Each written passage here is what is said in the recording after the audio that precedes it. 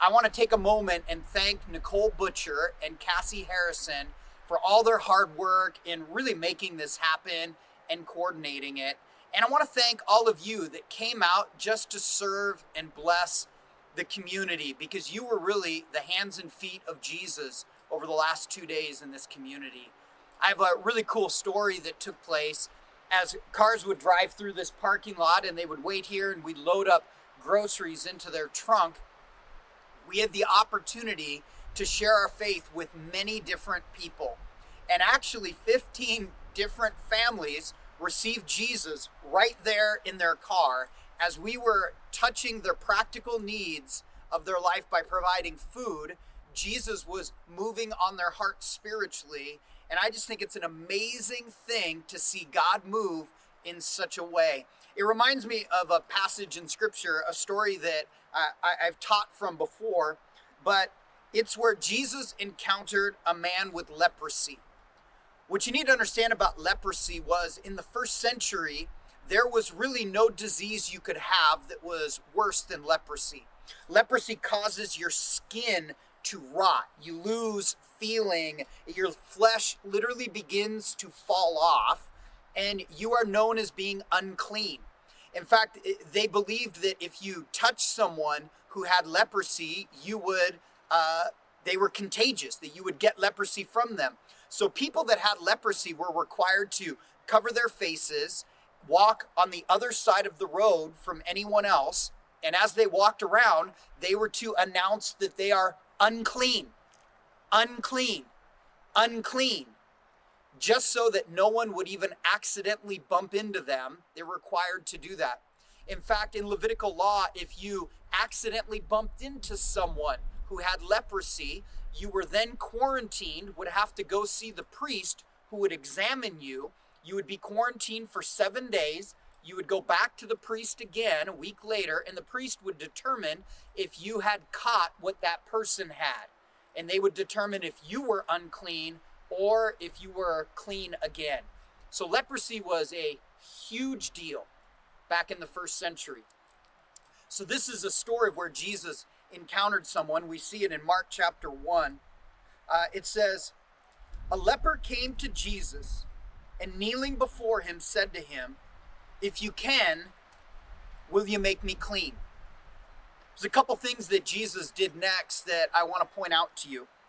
It tells us, and this is the English Standard Version, it says, "Jesus was moved with pity. He stretched out his hand and he touched the man and he said, 'I will be clean.'" Two things from that. First off, it tells us Jesus was moved with pity. Other translations say Jesus was moved with compassion. And I actually like the word compassion better than pity. You see, compassion is a step beyond empathy. I think most of us, we show empathy towards people that are broken and hurting. Empathy means you feel bad for somebody, you feel for that person. But compassion is more than empathy in that it basically is empathy in action. It says, not only do I feel bad for you, but I literally have to do something about it. And I would describe that was all the people that came and volunteered over these last 2 days. Those were people that were filled with compassion to those in our community that were hurting.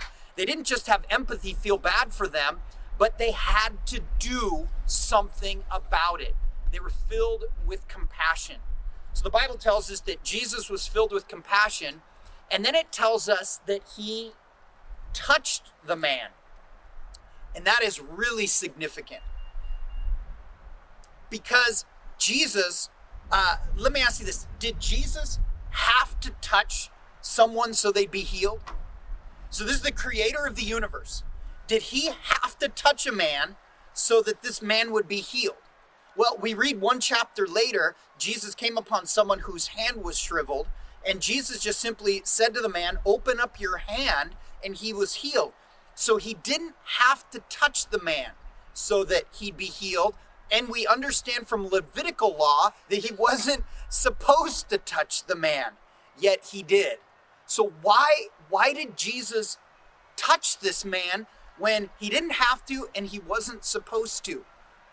because he was giving the man the one thing that no one else could possibly give him, and that was human contact. We don't know how long it had been since someone had touched this man. He'd been without human contact possibly for years, but Jesus was so moved with compassion that he stretched out his hand and he touched the man.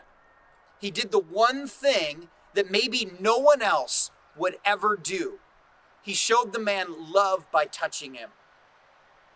What our church did these last 2 days is our church moved with compassion, stretched out our hands, and we touched people to demonstrate love, the love of Jesus for them.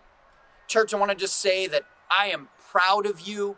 Thank you for serving and giving and helping. And never forget, hope starts here.